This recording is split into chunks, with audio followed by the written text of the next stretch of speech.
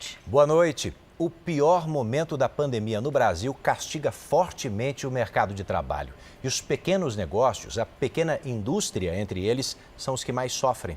Você vai conhecer agora os dados de uma nova pesquisa encomendada pelo setor. O estudo não dá muita esperança sobre uma retomada a curto prazo, a não ser que a vacinação contra a Covid acelere. Essa é a aposta das micro e pequenas indústrias. Até o início de 2020, os negócios do Fábio eram uma festa. Mas com a pandemia... A gente acreditou que ia ser uma coisa que ia durar uns 2, 3 meses, né? Acabou que o nosso ramo teve que parar e está sem perspectiva de voltar. Ele tem uma pequena indústria de bonecos e artigos para decoração. Hoje, o que fatura não dá nem para a folha de pagamento. Os 11 funcionários foram demitidos, assim como muitas micros e pequenas indústrias fizeram em São Paulo.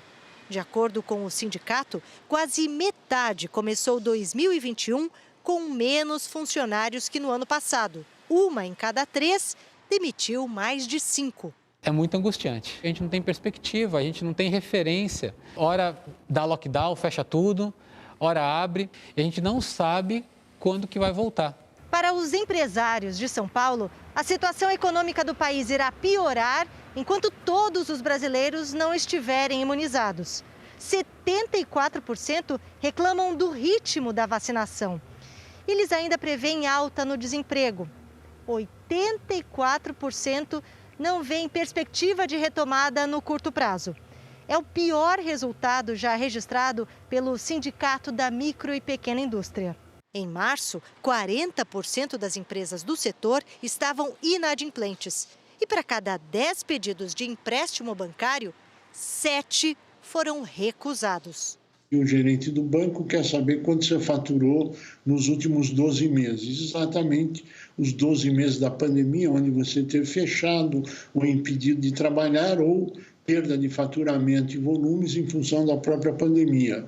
E aí você usa uma fórmula velha para um problema novo, ou seja, o crédito é negado. Fábio também ouviu um não. Hoje, usa reservas da futura aposentadoria para manter o negócio da família. Quanto mais tempo se arrasta sem que a receita retorne a patamares próximos, meramente próximos do que era, a gente vai criando dívida. Então, em 3 meses, se as coisas não tiverem alguma resposta, algum financiamento especial do governo, a gente começa a entrar num buraco cada vez maior. Veja agora outros destaques do dia. O Ministério da Saúde entrega quase 7 milhões de doses de vacina a estados e municípios. Em feira pecuária, presidente comenta número menor de multas ambientais e de invasões no campo. 1º de maio registra manifestações pró-governo em cidades de todo o Brasil. Depois do impeachment de Wilson Witzel, Cláudio Castro toma posse como governador do Rio de Janeiro. Índia é o primeiro país a registrar mais de 400 mil casos de Covid em 24 horas. E os 27 anos do acidente em que perdemos Ayrton Senna.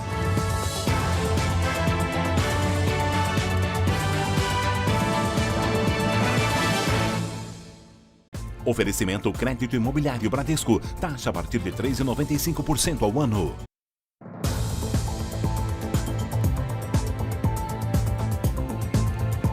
Já estamos juntos para você saber que conseguir um estágio nunca esteve tão difícil, mesmo para aqueles estudantes mais bem preparados. Exatamente. De novo, este é um impacto da pandemia. A oferta de vagas de estágio caiu 34% na comparação entre o começo do ano passado e deste ano. Em tempos de crise, as vagas de estágio nas empresas estão entre as primeiras a serem cortadas. Levantamento do CIEE, Centro de Integração Empresa-Escola, revela uma redução nesse tipo de programa. Nos 3 primeiros meses de 2020, quando a Covid-19 ainda não havia impactado o mercado, foram contratados 88.600 estagiários. Já no primeiro trimestre deste ano, 58.400. 34% a menos. Se você tem menos oportunidades de estágio, você tem também, ao mesmo tempo, menor oportunidade de qualificação dessa mão de obra, que no futuro acaba refletindo em produtividade. Estudante de gestão ambiental, Ana Carolina adiou em 1 ano a formatura. A esperança era conseguir um estágio que até agora não veio. Um ponto importante é que, assim, o meu curso, o estágio não é obrigatório, mas todos os alunos a gente tem essa necessidade de estágio. Caso contrário, é praticamente impossível você entrar no mercado de trabalho. Esta rede de estabelecimentos de ensino presente em 6 estados brasileiros reflete bem esse cenário. Em 2019, antes da pandemia, contratou 187 estagiários. No ano passado, apenas 59, uma queda de quase 70%. Segundo o CIE, há uma tendência de recuperação. A expectativa é que esse mercado se estabilize a partir do 3º trimestre deste ano. A dica é aproveitar o tempo para se preparar. A gente sabe que o estagiário já está estudando, mas qualquer formação extra que ele possa adquirir, principalmente hoje ligada à tecnologia, a redes sociais, é super válida. A gente não desiste, até o último momento estou tentando, sabe? O Ministério da Saúde distribuiu hoje quase 7 milhões de vacinas contra o coronavírus. 6 milhões e meio da AstraZeneca Oxford e 420 mil doses da Coronavac. A entrega da Coronavac ameniza, mas ainda não é suficiente para garantir a aplicação do reforço em todas as pessoas que estão na fila. Seu Erni, de 67 anos, recebeu a primeira dose da Coronavac há mais de um mês. Já deveria ter tomado a segunda aplicação, mas até agora não conseguiu. Ele disse que chegou a vacina, mas esgotou já. Acabou a vacina. Estão esperando a próxima chegada. O atraso na entrega dos insumos vindos da China para a fabricação no Instituto Butantan retardou a distribuição em todo o país. Hoje, o Ministério da Saúde enviou 420 mil doses do imunizante aos estados. Minas Gerais recebeu mais de 30 mil doses. Goiás, 11.800 doses. O Pará, 9.400 e o Ceará, 11.600 doses. Em Fortaleza, o novo lote não vai dar para as 38 mil pessoas que deixaram de tomar a vacina na quinta e na sexta-feira, quando o estoque acabou.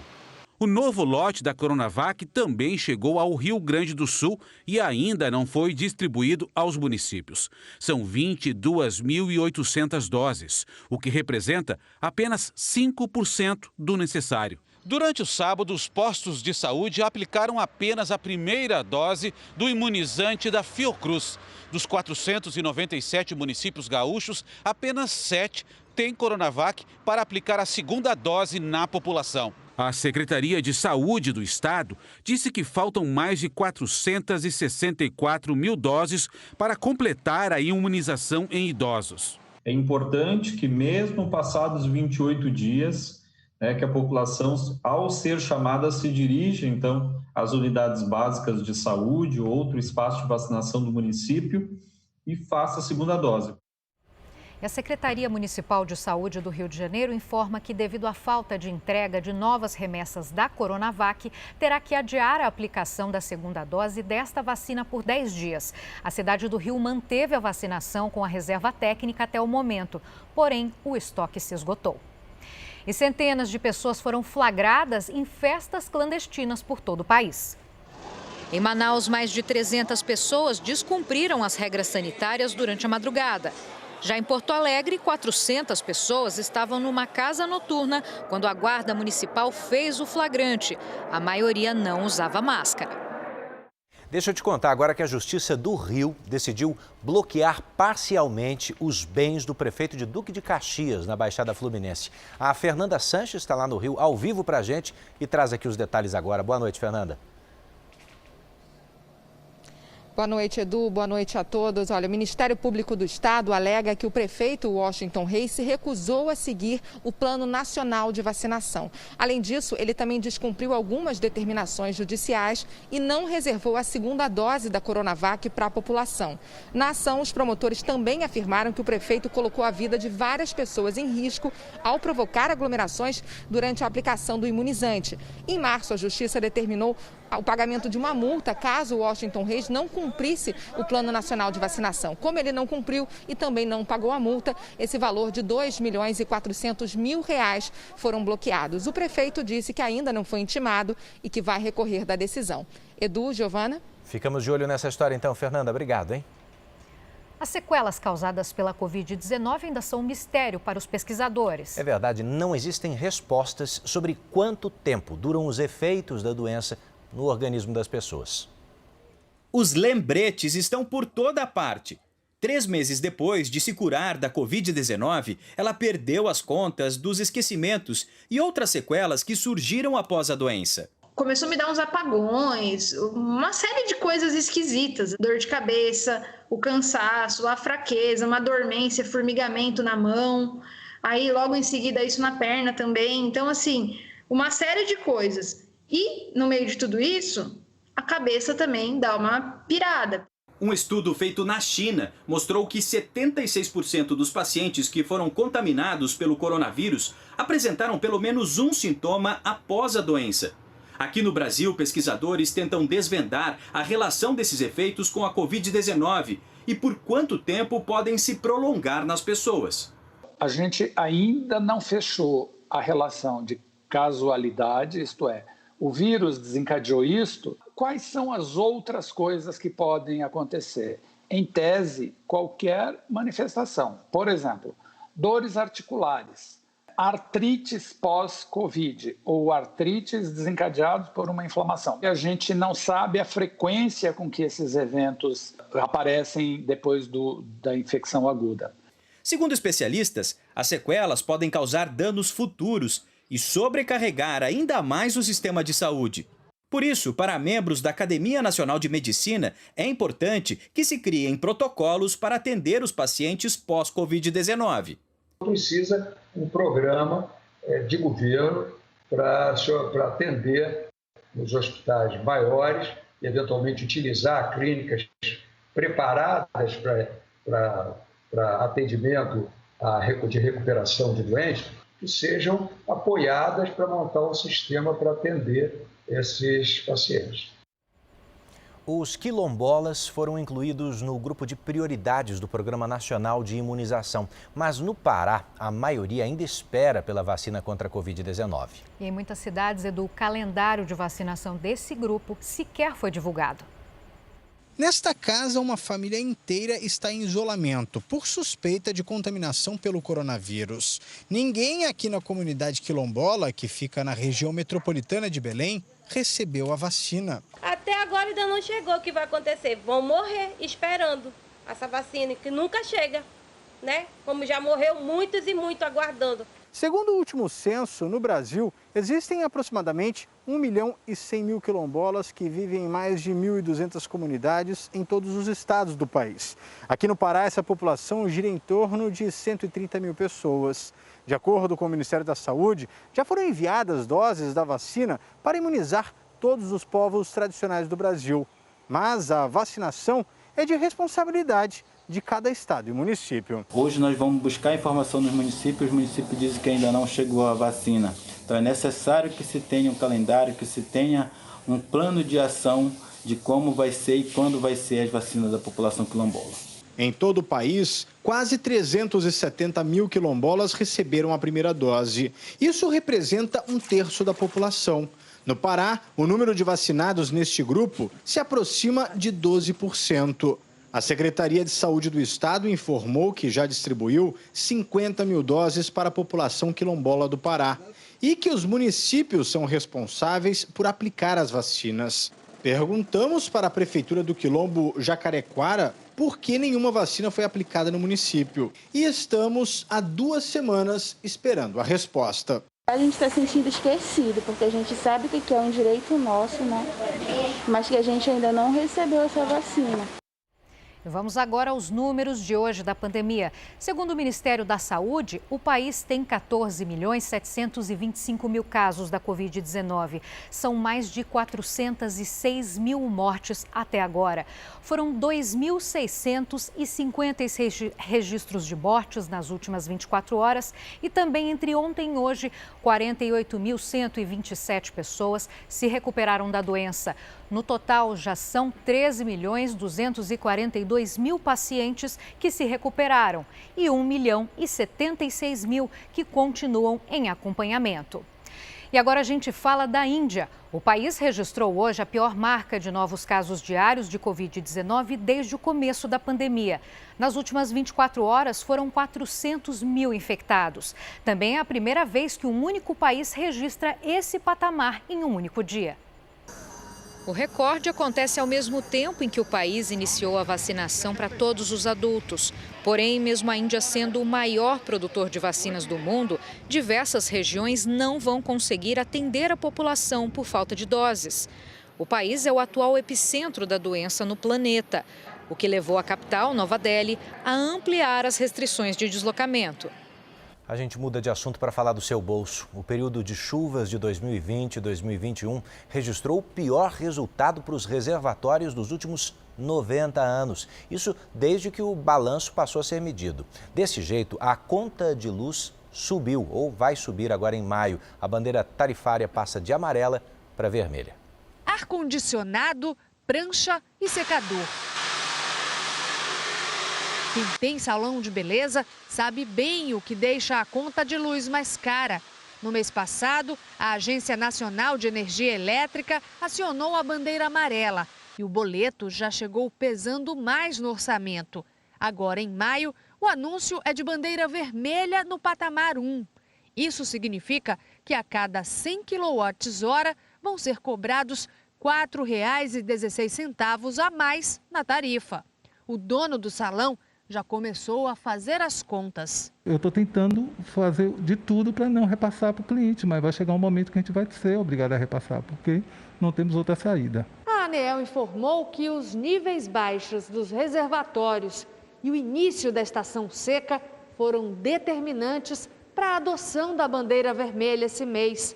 Quanto menos água, maior a necessidade de acionamento das termoelétricas. Por isso, a produção de energia fica mais cara e a conta vai chegar mais alta em todo o país. Nessas condições, nem o hábito de desligar os aparelhos elétricos vai ajudar muito.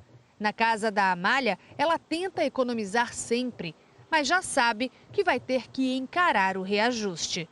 Mesmo sabendo que a gente está economizando, a gente sabe que essa conta vem bastante salgada, né? Eu fico pensando também naquelas pessoas que não têm condições, né? Como é que vão pagar essa conta de energia elétrica?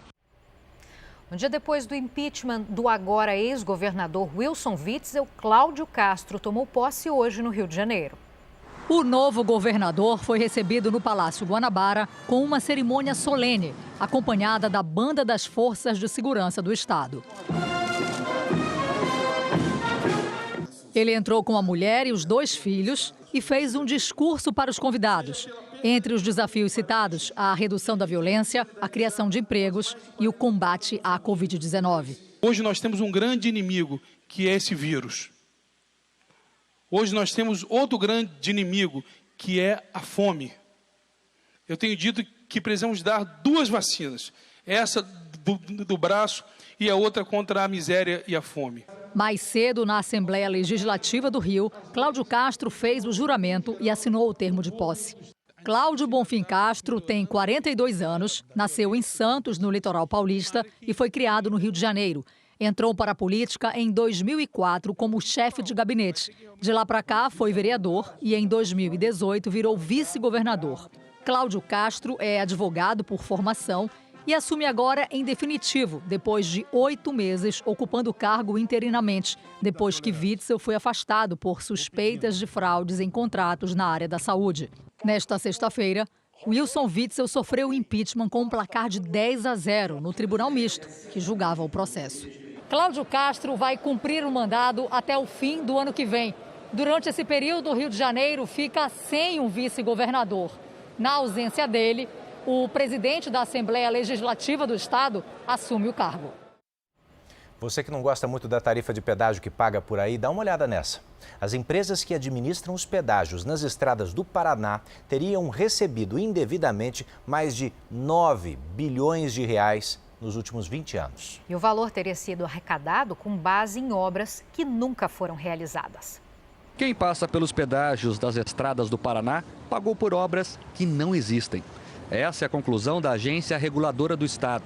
Um levantamento detalhado das planilhas das 6 concessionárias que atuam nas principais rodovias do estado mostra as irregularidades. Os contratos, assinados em 1997, previam aumento das tarifas conforme um cronograma de duplicações.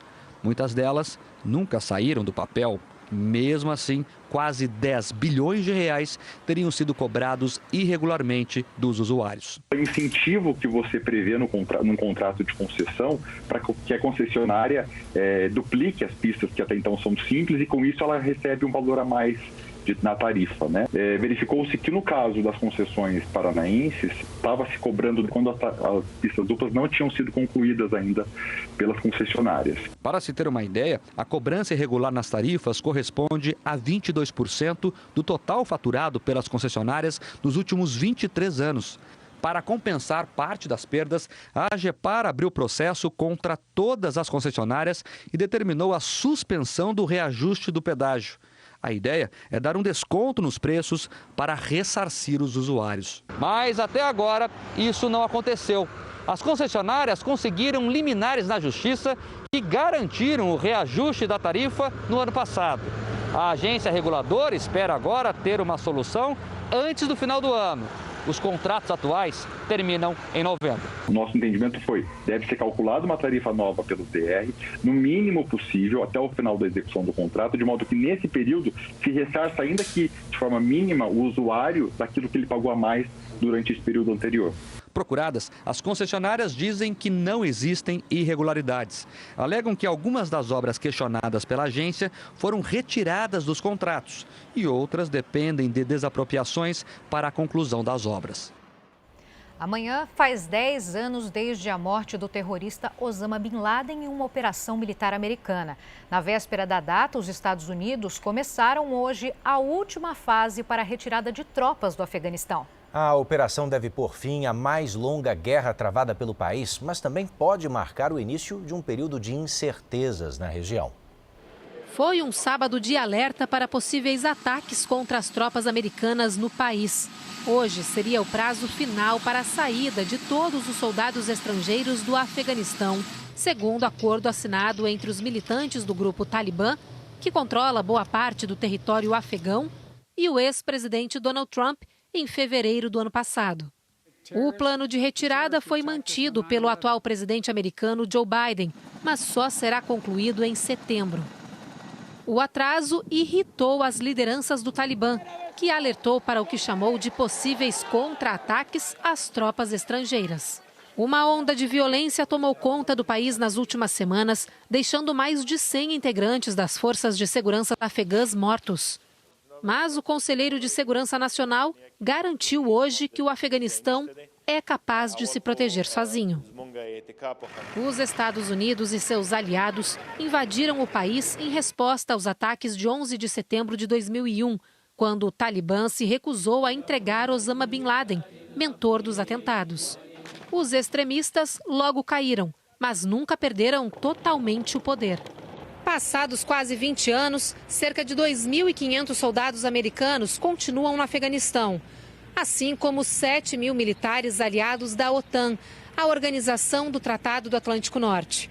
Segundo o Pentágono, em uma ação coordenada, todos começaram a ser retirados e a operação ocorre como planejado. Mas para o Afeganistão, o futuro é incerto. Amanhã completam-se 10 anos da morte de Osama Bin Laden. E a saída das forças estrangeiras do país abre caminho para que Al-Qaeda e o Talibã voltem a se unir. A seguir, as manifestações pró-governo que marcaram o Dia do Trabalho em todo o país. E também o excesso de buracos nas calçadas, um problema para quem anda com pressa e distraído.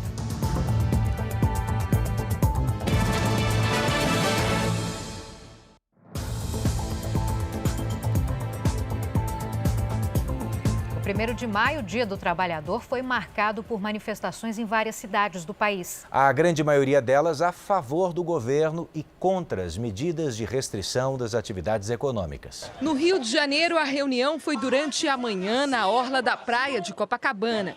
Alguns moradores estenderam bandeiras do Brasil nas janelas para incentivar. As manifestações foram marcadas no Dia do Trabalho para defender a volta das atividades normais e criticar as medidas de isolamento social decretadas por causa da pandemia do coronavírus. Não aguentamos mais, estão pisando na cabeça do povo. Durante a tarde também houve protesto no centro do Rio. Desta vez, contra o governo federal. Em São Paulo, apoiadores do presidente Bolsonaro ocuparam todas as faixas da Avenida Paulista. Na pauta, críticas ao Supremo Tribunal Federal e pedidos pelo voto impresso nas eleições. Carros de som também foram usados para criticar o governador João Dória. O principal motivo são as medidas de restrição adotadas no estado para combater a pandemia do coronavírus. E outras manifestações aconteceram em várias partes do país. Na maior parte delas, as pessoas passaram dentro de carros e em motos. Dezenas de veículos foram às ruas de Porto Alegre. O mesmo aconteceu em Manaus. Em Curitiba, os manifestantes também criticaram o fechamento de atividades econômicas. Florianópolis também foi palco de atos pró-governo. Aqui na capital mineira, os apoiadores do presidente Jair Bolsonaro se concentraram na região central da cidade. O ato foi encerrado aqui na Praça 7, no início da tarde. De carro e a pé, com bandeiras do Brasil e roupa verde e amarela, os manifestantes exibiram faixas a favor do voto impresso.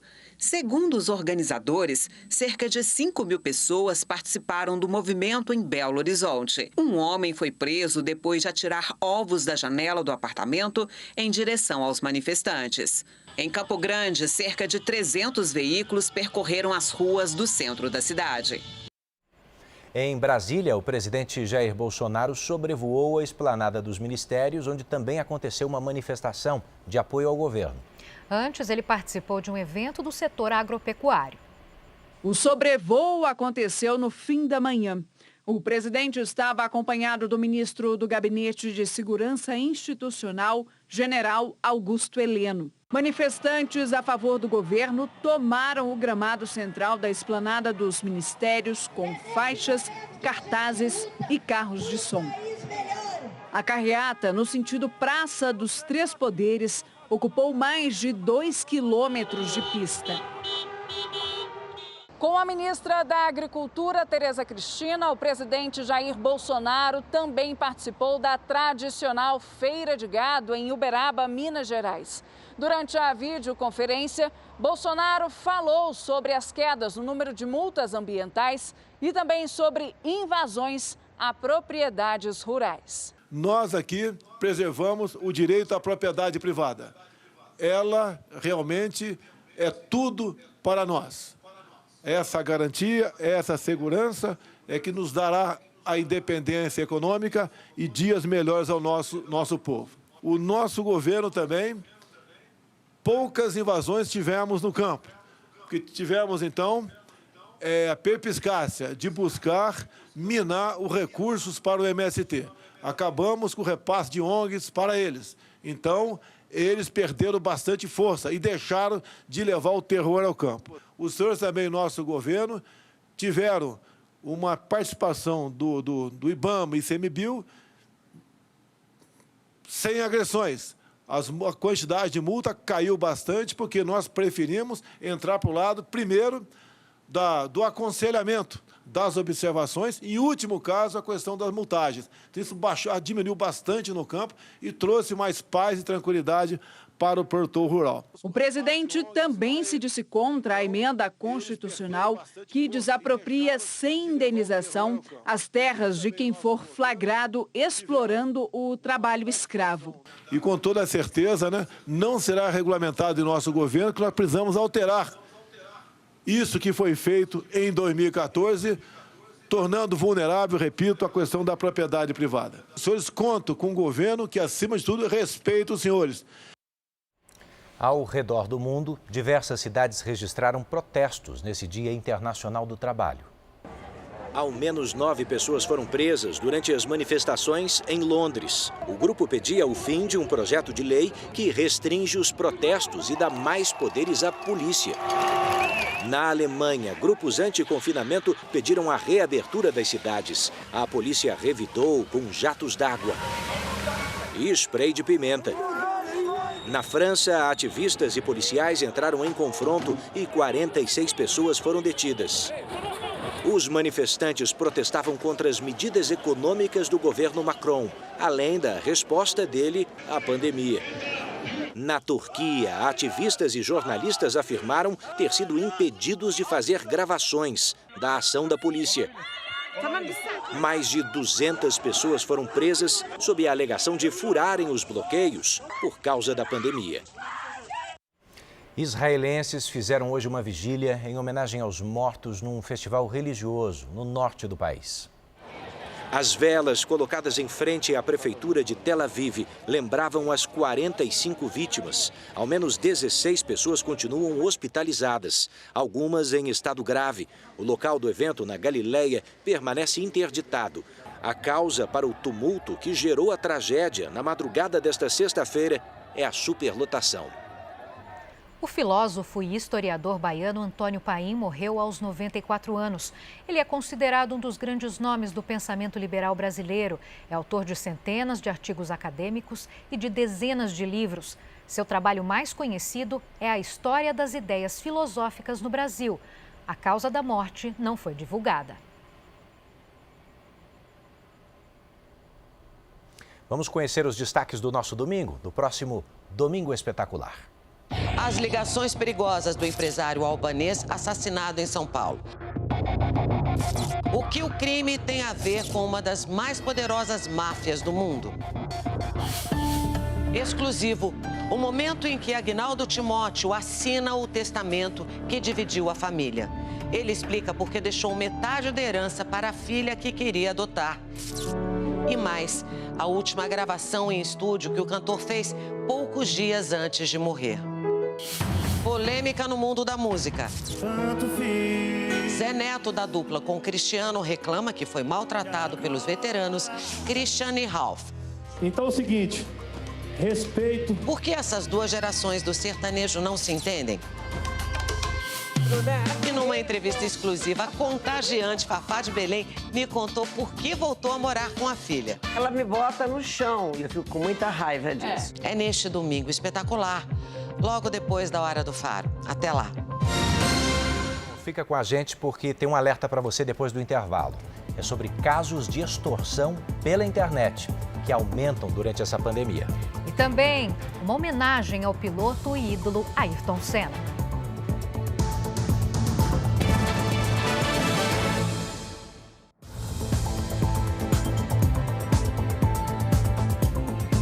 Estamos de volta para você saber que o número de casos de extorsão pela internet cresceu no Brasil agora durante a pandemia. E os especialistas fazem um alerta, é preciso chamar a polícia e não ceder aos golpistas.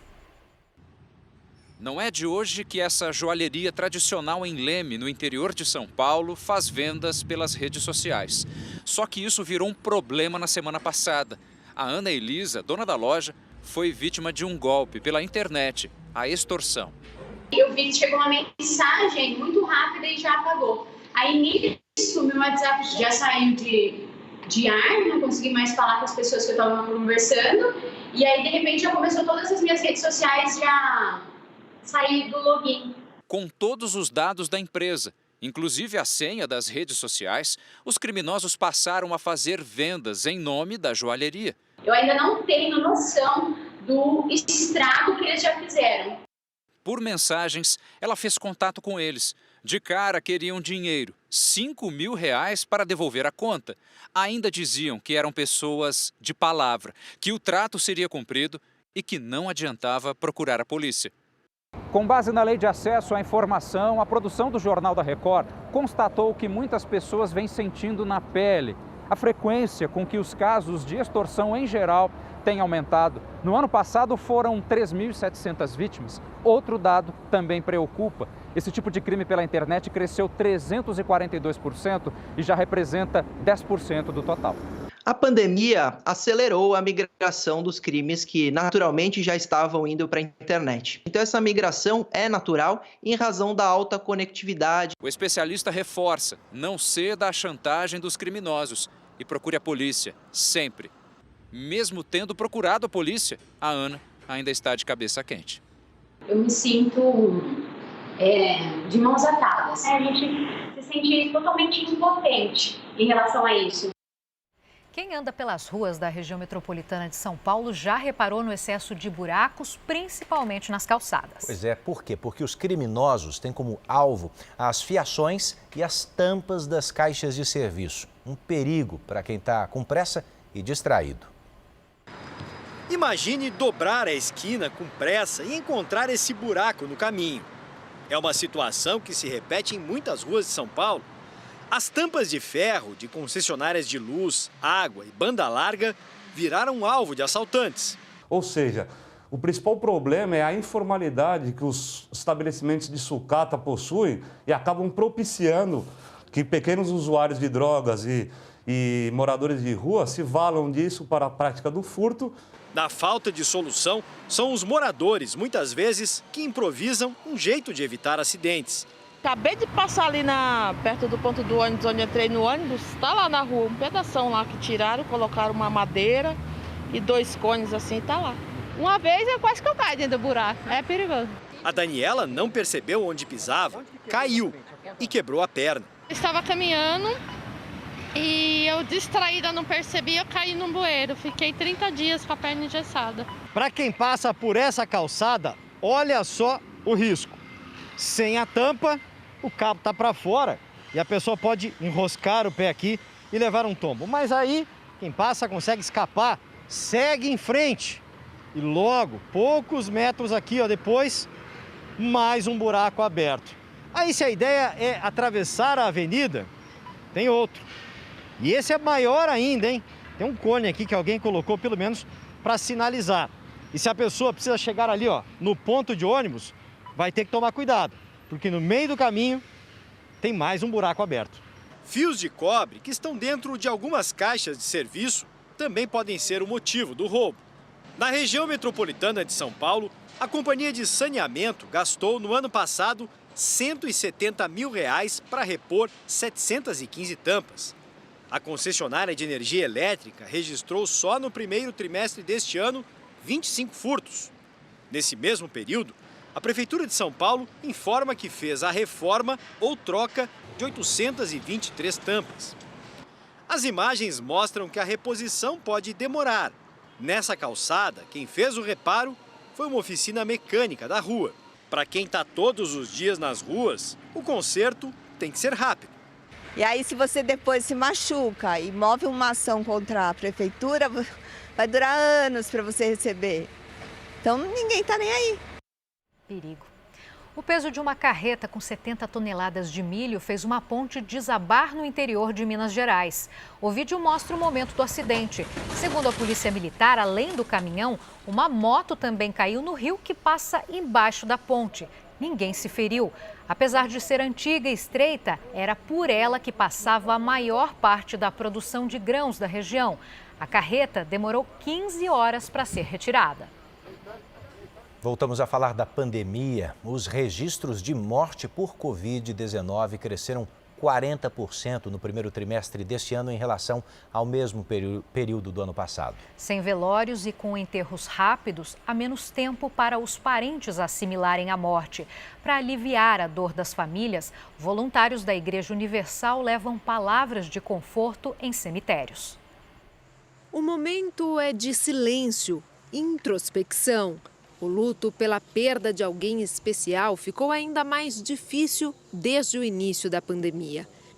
Velórios com poucas pessoas da família se tornaram um protocolo sanitário e quando falta a presença de alguns, de quem menos se espera, as palavras vêm como abraços. Ellen e 3 pessoas da família foram infectadas pelo coronavírus. O tio, de 55 anos, não resistiu. Após a despedida, a emoção apertou e Roseli apareceu. Qualquer palavra de conforto, qualquer palavra de Deus, eu acho que é bem-vinda. O número de óbitos cresceu 40% no primeiro trimestre desse ano em relação ao mesmo período do ano passado. Se não faltam casos, sobra a empatia. Mais de 2.000 voluntários em todo o Brasil se unem para levar serenidade e conforto a quem mais precisa. O programa Consolador da Igreja Universal existe há mais de 5 anos. Todos os sábados, voluntários visitam cemitérios e unidades do Instituto Médico Legal. No estado de São Paulo, o projeto atende 193 cemitérios municipais, 21 na capital paulista. A expectativa dos organizadores é atender mais de 8.000 pessoas em um único dia. O responsável pelo projeto conta que o trabalho foi reforçado desde o ano passado. Nós procuramos as famílias que estão sofrendo, as famílias que estão aflitas, para que elas possam receber esse alento. Anotamos o contato da pessoa também e damos um acompanhamento durante a semana para ver como o familiar está. Para este psicanalista, o luto na pandemia é ainda mais doloroso. A distância entre as pessoas pode dificultar o processo de recuperação. O luto ele tem várias etapas, né? E esse momento da negação da morte, da tristeza, a gente se apega às vezes a questões emocionais, boas lembranças, mas a fé, o entendimento e as boas práticas, bons pensamentos ajudam a diminuir essa dor. Roseli já perdeu as contas de quantas pessoas acolheu nesse período. É grandioso esse trabalho, né? A gente passa a palavra e a gente vê a resposta. Mesmo não podendo tocar, mas a palavra acalma, toca na alma, no coração, no sentimento da pessoa. Muito importante esse trabalho. Vamos falar agora do seguinte: o Ministério da Saúde recebeu hoje um lote com 220 mil doses da vacina Oxford, do consórcio COVAX Facility. A Catarina Ron está no Aeroporto Internacional de Guarulhos, onde as vacinas estão armazenadas. É o início de uma nova fonte de imunizantes, não, Catarina? Boa noite. Boa noite, Edu, Giovana. É sim, essas 220 mil doses fazem parte de um total de 3.900.000 doses. A entrega desse lote completo será concluída amanhã, com a chegada de outros 2 voos. Eles vão ser recepcionados pelo ministro da Saúde, Marcelo Queiroga, e também pelo representante da Organização Pan-Americana da Saúde. Em seguida, essas vacinas vão ser distribuídas a estados e municípios, conforme o Plano Nacional de Imunização. Edu, Giovana. Obrigado, Catarina. Vamos aproveitar essa notícia para mostrar para você como está o andamento da vacinação em todo o Brasil. Somadas as aplicações da primeira e da segunda doses, mais de 463 mil pessoas receberam a vacina contra o coronavírus, isso nas últimas 24 horas. Hoje o Brasil tem 31.799.000 doses aplicadas da primeira, na primeira dose. Perto de 16 milhões de pessoas que já completaram, portanto, a imunização recebendo a segunda dose. Vamos dar uma passada pela realidade em São Paulo. 7.589.000 pessoas receberam a primeira dose da vacina, representando aí um total de 16% dos moradores do estado. O Rio Grande do Sul, que enfrenta a falta de vacinas na maioria das cidades, imunizou até o momento mais de 2.272.000 moradores, ou seja, quase 20% dos gaúchos. E no Ceará, enquanto isso, 1.330.000 pessoas foram imunizadas com a primeira dose, 15% praticamente da população. Em Roraima, os vacinados com a primeira dose são pouco mais de 66 mil pessoas, o que significa 10,6% dos moradores. Bom, no portal R7, você pode acompanhar a situação de todos os estados, aí de onde você mora, num mapa interativo como esse. O inverno ainda não chegou, mas o frio já está dando as caras. E com ele vem as doenças respiratórias. Com a pandemia, muitos sintomas se confundem e os médicos são unânimes. É importante também se vacinar contra a gripe. Joana sofre de bronquite asmática e aos 4 meses foi internada com pneumonia. Ela teve a doença outras 6 vezes. Na última, ficou 16 dias no hospital. Quando chega o frio, a Ana fica agoniada. Evita sair de casa, né? Sempre usando máscara. Como agora tá entrando frio, sempre tá agasalhada, justamente para evitar pegar um resfriado, porque qualquer resfriadinho para ela já é perigoso, né? O inverno começa em 21 de junho. Em Caxias do Sul, a mínima do ano passado foi de 2 graus. E este ano já fez 9 graus em abril. Morador de lá, o cientista de dados alerta. Em 2019, o Brasil chegou a ter quase 1 caso de síndrome respiratória aguda grave por 100 mil habitantes, no pico das infecções. Em 2020, saltou para 11 casos por 100 mil. E este ano já bateu em 20 casos por 100 mil. E isso bem antes do inverno. A família do Isaac já decidiu que no Dia das Mães deste ano não vai ter o tradicional almoço. Se não tiver medidas de distanciamento, máscara, tudo que a gente já sabe, se a pessoa não se cuidar nos protocolos, o contato do caso ativo pode dar problema com o suscetível. Então, se a gente faz reuniões familiares, vai visitar a mãe e faz o almoço de família, aquela coisa, aquilo pode criar essa situação. Mais janelas fechadas em casa, no transporte público e no trabalho. Por causa do frio, o resultado é previsível. Porque no inverno a gente aglomera, fica fechadinho e a respiração da gente pega mais gente. É isso que o inverno faz, é isso. O vírus não gosta do frio, do quente. Para o vírus, temperatura não tem nada a ver.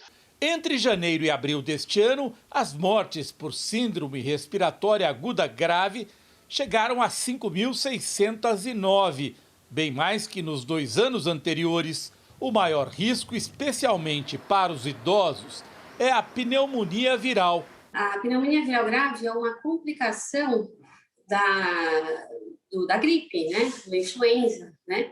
E seus diversos tipos, né? E a pneumonia viral ainda não tem tratamento específico. Os médicos sugerem que nesta época do ano, mesmo quem sentir o mais simples dos sintomas deve ser testado. Quem não testar deve se isolar e deve deixar, se não houver possibilidade, deve deixar correr pelo menos 10 dias dessa situação até que ele possa voltar a alguma atividade. Isso é muito importante. Agora, se testar, é mais seguro. Muita gente que já tomou a vacina contra a Covid ou está esperando a primeira dose se pergunta se deve tomar também a vacina contra a gripe. A resposta dos médicos é sim. A vacinação para quem tem mais de 60 anos começa no dia 11 de maio. No consultório do Dr. Mauro, já começaram a aparecer muitos casos de doenças respiratórias que não são Covid. Tem pessoas que estão tendo a infecção por Covid e elas ficam mais predispostas a ter outras infecções respiratórias, daí a grande importância de, por exemplo, vacinar contra a influenza.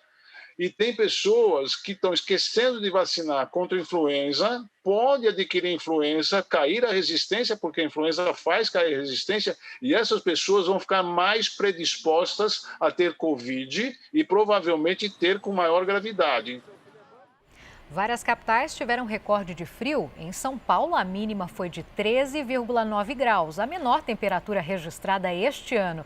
Eu senti, Mari. E você? O frio continua? Boa noite. Boa noite. Estou sentindo até agora, Giovana. Boa noite para você, Edu, e a todo mundo. Essa combinação de sol e friozinho continua aqui no sudeste do país. Amanhã, tempo firme em todo o centro-sul e em boa parte do Nordeste também.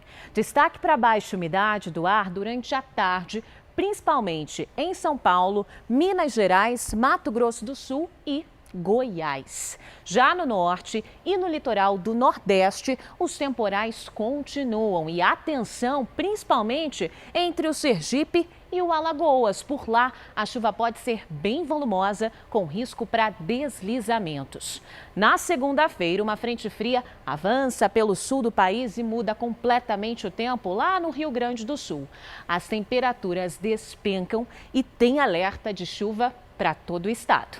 Vamos para as máximas. Em Porto Alegre, faz 29 graus amanhã, nada de chuva. No Rio de Janeiro e em Goiânia, sol e poucas nuvens, 28 graus. Em Porto Velho e em Manaus, pancadas de chuva à tarde, máximas de 30 e 31 graus. Bom, dona Mariana, nossa previsão sob encomenda está pedindo passagem. A Renata, que é de Santarém, no Pará, quer saber, tem tempo delivery para ela? Claro que tem, Renata. Sol e chuva aí na sua cidade. O tempo fica assim até terça-feira. Máxima de 28 graus amanhã. Depois da Renata é a Lorena, que quer saber como é que fica o tempo lá em Ribeirão das Neves, Minas Gerais. Tempo firme, Lorena, e a tendência é que as temperaturas aí na sua cidade subam nos próximos dias. Você já sabe que com a hashtag você no JR nas redes sociais, você também pode participar aqui do nosso Tempo Delivery. Aqui em São Paulo, domingo vai ser de sol, máxima amanhã de 26 graus. E essa semana, Giovana, a gente vai guardar um pouquinho o casaco, viu? Porque as temperaturas tendem a subir. Oba, obrigada. Bom domingo, Mari. Bom domingo, gente. Obrigado, Mari. E olha aqui, ó, o Mato Grosso do Sul nem se recuperou dos estragos provocados pelos incêndios florestais do ano passado e já tem que se preparar para a próxima estiagem. Por isso mesmo, o Corpo de Bombeiros do Estado está formando a primeira turma de soldados com qualificação específica para prevenção e combate ao fogo na vegetação. Militares em combate na luta contra o fogo. O acampamento dos bombeiros foi levantado numa fazenda próxima à capital, Campo Grande. São homens e mulheres recém-formados que, desde o início da semana, estão aprendendo a lidar com o fogo em áreas de vegetação. É imprevisível, assim, o vento muda e muda toda a preparação de combate, né? Tudo aquilo que foi planejado tem que ser mudado em questão de segundos. Às vezes a fumaça cerca a gente e você desorienta, então é importante você ter um psicológico bem centrado para saber de onde você veio, a sua rota de fuga. Todos esses bombeiros em treinamento vão integrar a Força-Tarefa de Combate a Incêndios Florestais. Este ano, as chuvas aqui em Mato Grosso do Sul estão abaixo da média, o que levanta o alerta para a frente de estiagem que está por vir e que coloca em risco áreas de reserva no Cerrado e também no Pantanal. Ano passado, as queimadas destruíram só no Pantanal mais de 4,5 milhões de hectares nos estados de Mato Grosso do Sul e Mato Grosso. 30% de todo o bioma foi consumido pelo fogo. O governo de Mato Grosso do Sul já sinalizou que vai decretar situação de emergência a partir deste mês por conta do baixo volume de chuva. E à medida que o fogo avançar pela vegetação seca, a força-tarefa do Corpo de Bombeiros estará pronta para entrar em ação. A ideia do combate é que a gente consiga preservar o meio ambiente e preservar o nosso bem maior da corporação, que são os nossos recursos humanos.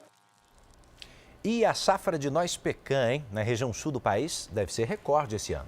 Exato, e é uma boa notícia para os produtores, também para o mercado de trabalho, já que mais de 3.000 trabalhadores devem ser contratados para a colheita. É com o abraço dessa espécie de guarda-chuva que a colheita de noz pecan começa. Os pés de nogueira carregados apontam para uma safra histórica no país. A estrutura, ligada a um trator, agita as árvores e as nozes caem. Segundo estimativas do setor, mais de 3.000 pessoas são empregadas no período da colheita.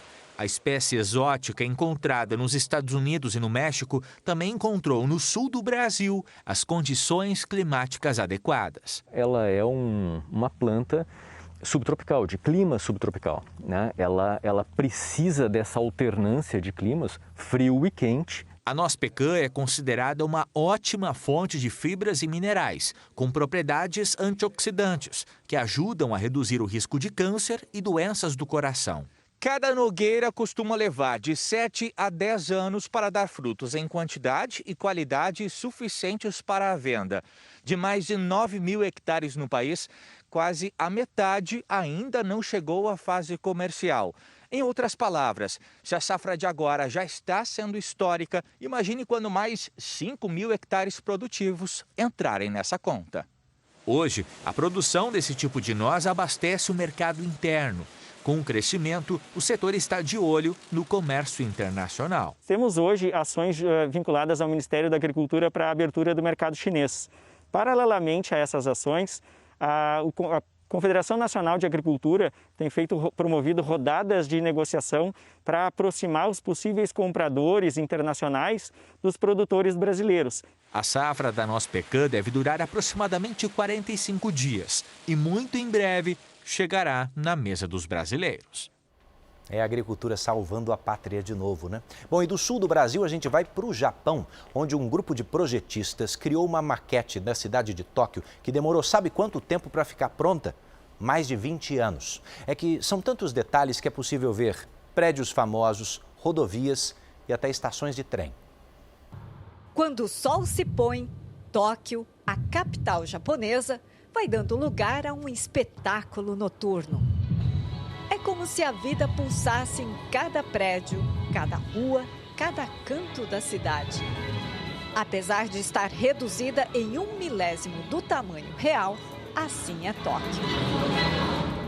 As projeções na maquete de 200 metros quadrados passam informações sobre as principais rodovias e linhas ferroviárias. Os locais onde as pessoas estão mais concentradas e até mesmo a nivelação do terreno. Nunca imaginei ver Tóquio assim. Aqui temos as estações, os grandes prédios e aquela construção vermelha é a Torre de Tóquio. Quer ver como é na realidade? Assim é ela de pertinho. Construída em 1958, 333 metros de altura, um dos símbolos da capital. O projeto, batizado de Urban Lab, começou em 1998, quando a maquete passou a ser construída dentro de um edifício no centro da capital. A ideia foi do grupo Mori Building e contou com a ajuda de vários designers, criadores e produtoras. O objetivo é ajudar pesquisadores, empresas e governantes a projetarem o futuro de Tóquio, diz o diretor Shinji Takeda. Para um país constantemente atingido por tragédias naturais, como terremotos, tufões e enchentes, Takeda acha essencial conhecer os pontos fracos. A maquete é atualizada constantemente e consegue projetar consequências e soluções para o futuro dessa metrópole de quase 14 milhões de habitantes que vivem no espaço de pouco menos de 2.200 quilômetros quadrados. O local não é aberto para visitação pública, mas uma coisa é certa, a versão em miniatura de Tóquio é digna da grandeza dessa cidade tão especial. Hoje, fãs do mundo inteiro prestaram homenagens ao piloto Ayrton Senna, morto durante um grande prêmio em San Marino. Bom, quem já era nascido não se esquece daquele domingo, 1º de maio, 1994. Então, o Jornal da Record ouviu 2 jornalistas que relembram conosco agora por que Ayrton Senna é um brasileiro que inspira gerações até hoje. Há 27 anos, o luto no 1º dia de maio cobre o mundo de tristeza. A morte que tirou de Senna um dos maiores pilotos da história foi lembrada hoje.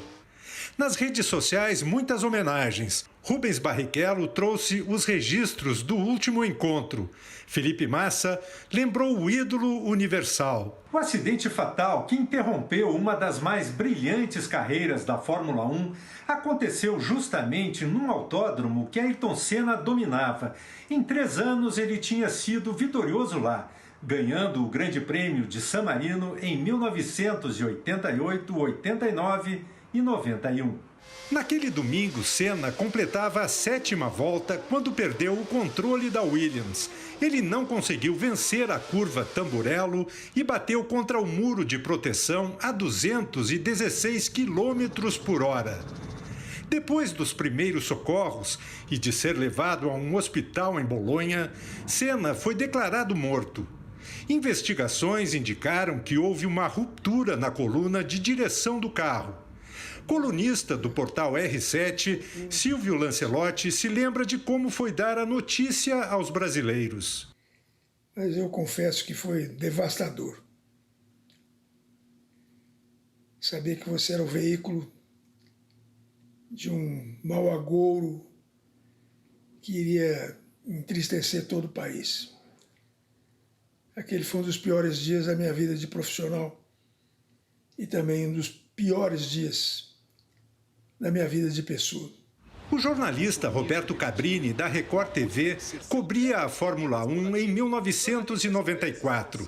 Na Itália, ele acompanhou de perto aqueles momentos dramáticos do piloto que deixou um legado para além do automobilismo. Pelo arrojo, pelo carisma, pela inteligência, pelo talento e principalmente pelo compromisso que ele tinha com a busca incessante pela perfeição. Uma morte precoce aos 34 anos que marcou o mundo da Fórmula 1. Ele não foi o piloto que mais venceu grandes prêmios, não é o piloto hoje que detém o maior número de pole positions, até porque os recordes do Ayrton Senna foram sendo sucessivamente batidos. Entretanto, ele continua sendo o mais espetacular piloto de toda a história da Fórmula 1. Senna morreu, a lenda vive. Sempre com a bandeira do Brasil no braço em cada vitória, para receber os abraços da torcida. Cabrini e Lancelotti disseram tudo. Jovem, talentoso, um espelho para todos nós. Segue assim. E tem mais histórias do piloto Ayrton Senna no podcast especial JR 15 Minutos. Celso Freitas conversou com o jornalista Roberto Cabrini e com o responsável pelo fã-clube Torcida Ayrton Senna, Marcos Vinícius dos Santos. Um bate-papo sobre a trajetória do piloto na visão de quem cobria a Fórmula 1 e de quem estava na torcida. O podcast, em 2 edições especiais, você pode ouvir no r7.com, no Play Plus e aplicativos de áudio. Bom, o Jornal da Record está terminando. A edição de hoje na íntegra e também nossa versão em podcast estão no Play Plus e em todas as nossas plataformas digitais. Fique agora com os melhores momentos da novela Gênesis. Boa noite para você, obrigada pela sua audiência. Muito obrigado pela companhia, boa noite e a gente se vê amanhã, hein? No Domingo Espetacular. Até lá.